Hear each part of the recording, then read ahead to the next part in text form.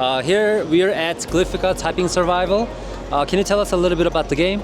Yes, so Glyphica is what I call a typing roguelike. So it is what you get when you cross Typing of the Dead with Vampire Survivors. Oh, nice. So why did you come up with the typing theme?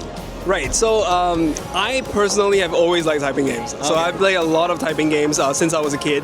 But the problem with typing games is that they're almost always focused on just typing practice, typing speed, like mistakes that you made. So a lot of them don't focus on the fun part, which I feel is a large waste because there's so much fun that you can do with the mechanics of typing. So I really try to explore that with this game and try to create a typing game that people will actually pay for.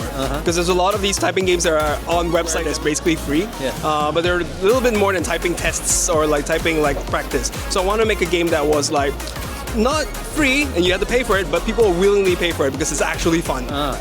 Yeah, right. So before, I guess, typing used to be something that you could brag about, how fast can you type, or a competition, I guess, or how least amount of errors that you make from typing, I guess, so that took away the fun, I guess. After a while, I guess, though, that you implemented the fun part into it. Yeah, no, I think, instead of just replacing it, I added a layer on top of it that was a little bit more gamey. The roguelike layer, the mechanics, and sort of the min-maxing that you do in the game. But what you mentioned just now is still in the game. You can still compare with your friends about how fast you type or how accurate your typing is. And the game rewards you for typing fast and typing accurately with various mechanics. But on top of that, we have a roguelike system where you pick upgrades and pick weapons, and you try to find synergies between the things that you picked. So there's gameplay decisions that you make in the game as you level up and as you play along as well. So I think that adds to the fun and makes the game a little bit more than just typing practice.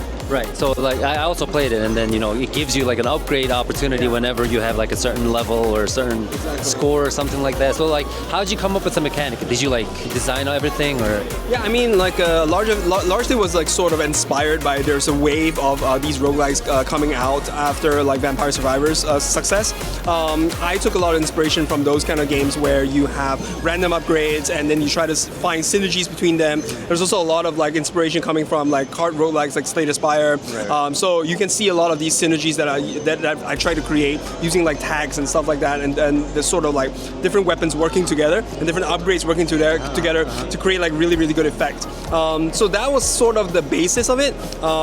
But one of the hard parts about that was making these upgrades specifically for a typing mechanic was kind of hard because most of these other games relied on almost like a tower defense kind of situation where everything is automatically done.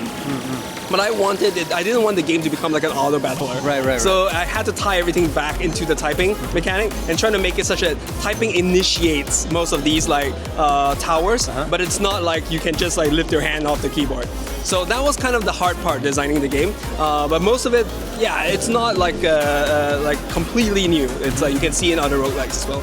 So what is your favorite game? Is Vampire Survival one of your favorite games? Or? I will think one of my favorite games is related to this is actually Typing of the Dead. Okay, Typing of the Dead. Okay. I love that game. I just played it so much. I played House of the Dead before that, of course, and then when Typing of the Dead came, I was specifically keyboard. I was oh wow, this is crazy, and then I just played it so much. I just really wish there were more games like it. Yes. But unfortunately, I think typing games is a very niche genre, so there isn't really that many games that are in that genre. So which is why I created this game in the first place. Yeah. So how do you where do you get the words specifically? Did you just get it from the dictionary, or is it a website that you do it, or? Partially, but at the same time I had to filter it to make sure that the words all have an equal amount of equal distribution of starting letters, so that because a lot of weapons in the game are reliant on the letters starting starting from B, C, D, or E or something like that. So a lot of weapons are triggered from starting letters. So I had to make sure that for fairness and for balance, there's equal distribution of all these. So I start from taking everything from dictionary and then I filter it down and try to make a very sort of balanced word list for this game. So it seems like that's a lot of work. So can you tell us a little bit about your studio? Are you a solo dev? Do you have a team? Or? Yeah, I'm a solo dev for this game, but I also work with an audio studio called Interactive, who does all of the music and audio for the game. Yes, but other than that, the graphics, the user interface, the design, the code is all done by me. Wow, that's impressive. Thank you. How long did it take to, develop the whole thing? So far, I think this game has been active, like full-time development, for about 7 months. Oh, okay. Yeah, so like I started maybe early this year or late last year, and then right now it's around like a 7-month mark. But before that, this game was sitting somewhere in my hard drive. It was like a little bit. I wasn't really like developing it full time, but I in my free time usually I tend to like dabble in like prototypes. Just to experiment and stuff. So this is my favorite prototypes, and also the ones that like most people have told me like you should make a full game out of this.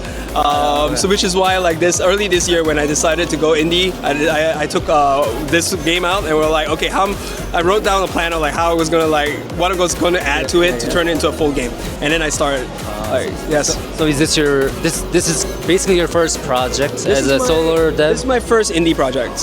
Before this, I worked for a company called Paradox Interactive in Sweden. Yeah. So I'm a game veteran. I'm game development veteran of 17 years. That's okay. But this is my first indie project. I mean, wonder why everything looks so great and stuff. So why did you choose to become so simple of a UI? Is this like your particular choice of taste? Yes, one of the things that I wanted to do was to make a game that stands out visually. So a lot of games today are really beautiful. Yes. But at the same time, they are also very cluttered. Like there's a lot of over rendering, a very beautiful pictures, but every scene is kind of just beautiful pictures. I wanted to challenge that a little bit. So I wanted to create something minimalist and kind of elegant in a way. It's definitely challenging to do it because the game actually doesn't look as good in screenshots, but it looks actually really good in motion. I learned that really early on while trying to market this game that making a trying to getting a screenshot to go viral is really hard. But if I record a GIF, it works a lot better, right? So we started getting a lot of traction on Reddit. So we made it to the front page of Reddit with 9,000 upvotes. Oh, nice. Yes, with a GIF of the game. So that's my first vote of confidence for the game. So I was like, oh wait, people actually like this. So it was a gamble going with such a minimalist art style, but I'm glad people like it. Yeah, I mean the UI is really really simple, but very outstanding. It's really really neat, I'd say. Yeah, thank you very much. Yeah, and also so. What is your game development philosophy that you have? Something that you always want to include in your developing a game, or something you can't give up in implementing into a game? Do you have any? I always try to make the game as intuitive as possible, as little instructions required as possible. If you play the game, and some of the other games I've made, in general, you notice that I tend not to have a tutorial. Right. So games I feel should be kind of intuitive. When you play it, you should be oh, I wonder if this seems like what I should do. Let me try it. And oh wait, it does work like that.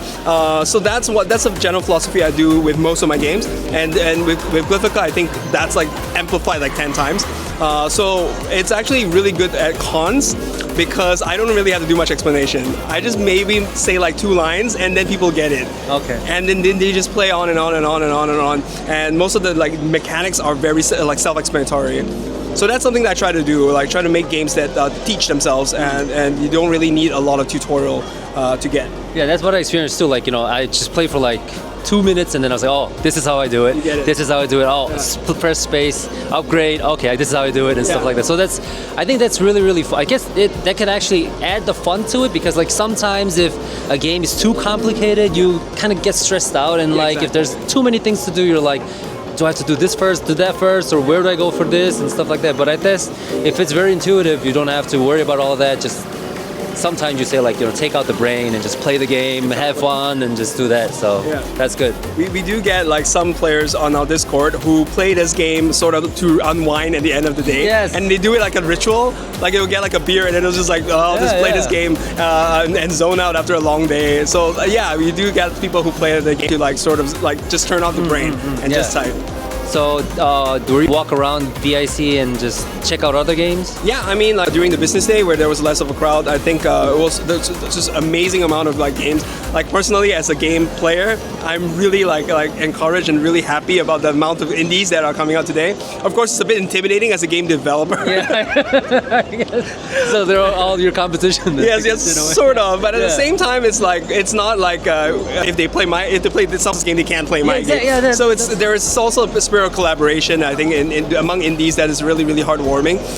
Is of course like the quality of the game that's coming out. It's intimidating in a way because you feel like you have to kind of like okay, you have to match that. Yeah, exactly. Yeah, which is kind of good and it helps all us indies grow. But as a game player, I think I am the happiest I am right now. The sheer amount of like innovative like mechanics that are coming out from all these indie games, I think it's just amazing. Yeah. So was there like a specific game that you really liked by walking around? Oh, I don't really think there was one specific one because like there was just so many that I thought that was really, really smart about I think like you can check out some of the like games in the SGGA booth. I think like Cuisiner is something that was a game that I personally liked a lot.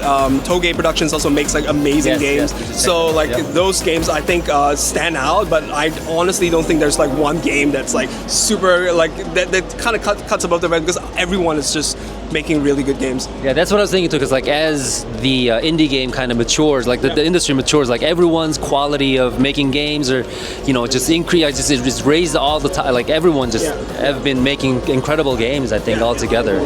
Yeah. So when's the release of the game? So we're going on early access at the end of next month. So September 30th is when we are hoping to release early access, and then 1.0 sometime early next year.